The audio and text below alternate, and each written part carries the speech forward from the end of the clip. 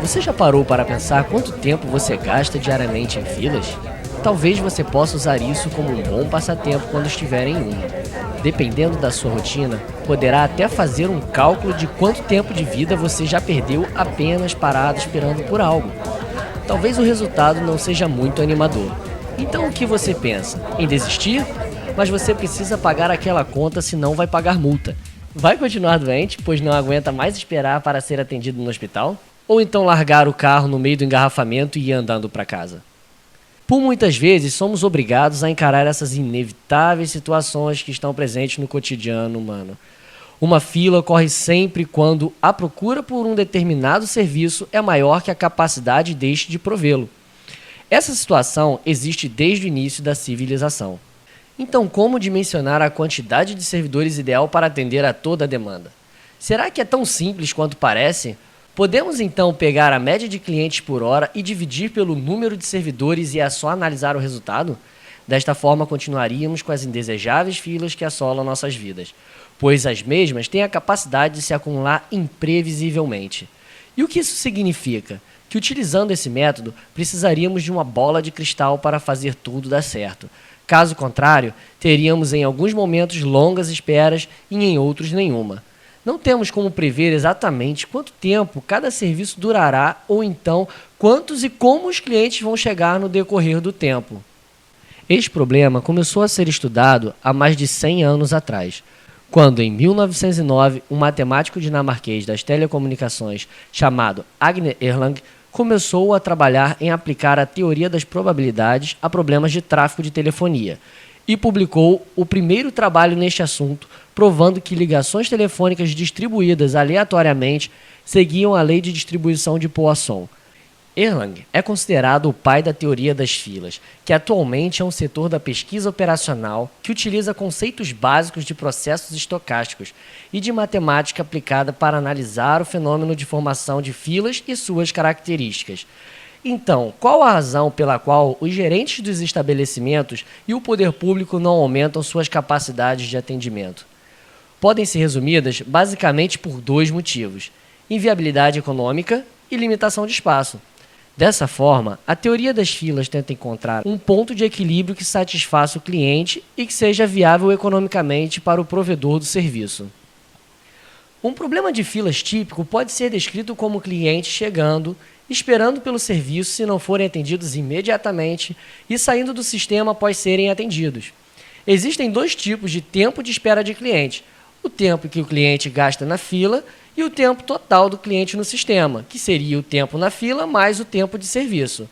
O termo cliente é usado de maneira geral e não implica necessariamente num cliente humano.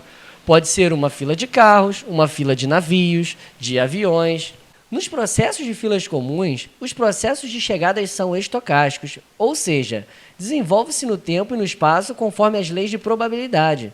Assim, é necessário conhecer a distribuição de probabilidade descrevendo os tempos entre sucessivas chegadas dos clientes. Também é necessário saber se os clientes podem chegar simultaneamente. A reação do cliente ao entrar no sistema também é importante, de maneira que o cliente pode decidir esperar sem problema, independente do tamanho da fila. Ou, por outro lado, o cliente pode decidir não entrar no sistema caso a fila esteja muito grande. Um cliente pode, por sua vez, entrar na fila, mas depois de um tempo perder a paciência e decidir partir. Nos eventos que existem duas ou mais linhas paralelas, os clientes podem mudar de uma fila para outra. Existem duas distribuições teóricas válidas para aplicação em teoria das filas: exponencial, que é uma distribuição contínua, que normalmente é usada para representar tempos de atendimento, e a de Poisson, que é uma distribuição discreta, utilizada normalmente para representar chegadas de cliente ao sistema e também tempos de atendimento. As chegadas se processam segundo uma distribuição de Poisson com média lambda chegadas por tempo. Seus parâmetros são lambda, que é o ritmo médio de chegada, e c, que é o intervalo médio entre chegadas. Grande parte do que foi falado nos padrões de chegada é válida para os padrões de serviço. O processo de serviço pode depender do número de clientes esperando pelo serviço. Um servidor pode trabalhar mais rápido se a fila estiver aumentando, ou, caso contrário, pode tornar-se confuso e ficar mais lento. Os tempos de atendimento seguem a distribuição exponencial negativa com média 1 sobre lambda, ou seja, o número de atendimentos segue uma distribuição de Poisson com média μ. Seus parâmetros são μ, ritmo médio de atendimento, TA, tempo de duração média de serviços ou atendimento. A disciplina de filas refere-se à maneira como os clientes são escolhidos para entrar em serviço, após uma fila ser formada.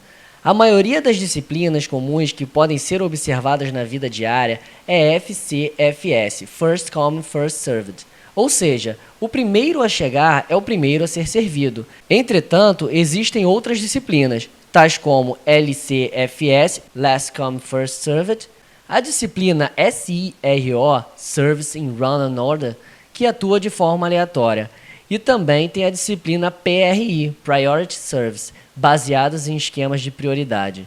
Existem duas situações gerais em disciplinas de prioridade. No primeiro caso, que é chamado de preemptivo, o cliente com mais alta prioridade é permitido entrar em serviço independentemente de outro cliente com menor prioridade estar sendo servido, de forma que o cliente com menor prioridade é interrompido e tem o seu trabalho reiniciado mais tarde. Na segunda situação de prioridade, chamado caso não preemptivo, os clientes com maior prioridade vão para o início da fila, mas só entram em serviço quando o cliente sendo atendido deixa o sistema, mesmo que ele tenha uma prioridade baixa. Existem duas situações para a capacidade do sistema. Sistema de filas finitos, ou seja, em alguns processos de filas, existe uma limitação física da quantidade de espaço na fila. E sistemas de filas infinitos, quando não há restrições quanto ao crescimento da fila.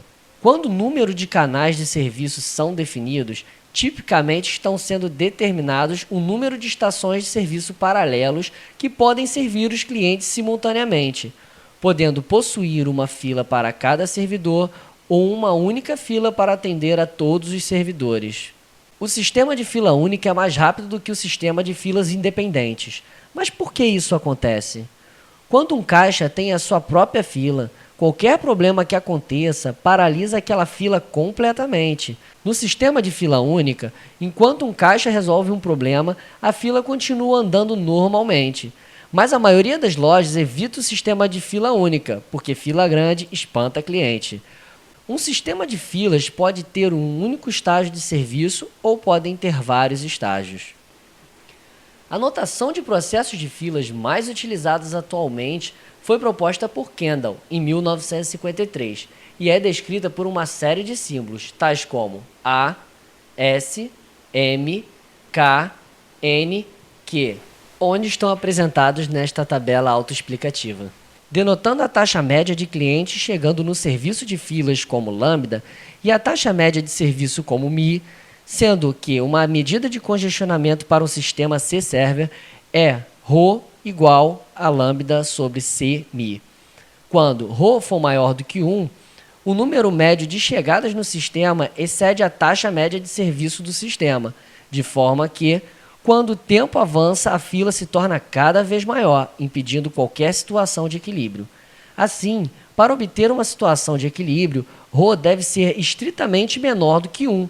Quando ρ for igual a 1, ao menos que as chegadas e os serviços sejam determinísticos e bem escalonados, nenhum estado de equilíbrio existe, desde que a aleatoriedade impedirá a fila de se esvaziar, de forma que a mesma crescerá sem limites.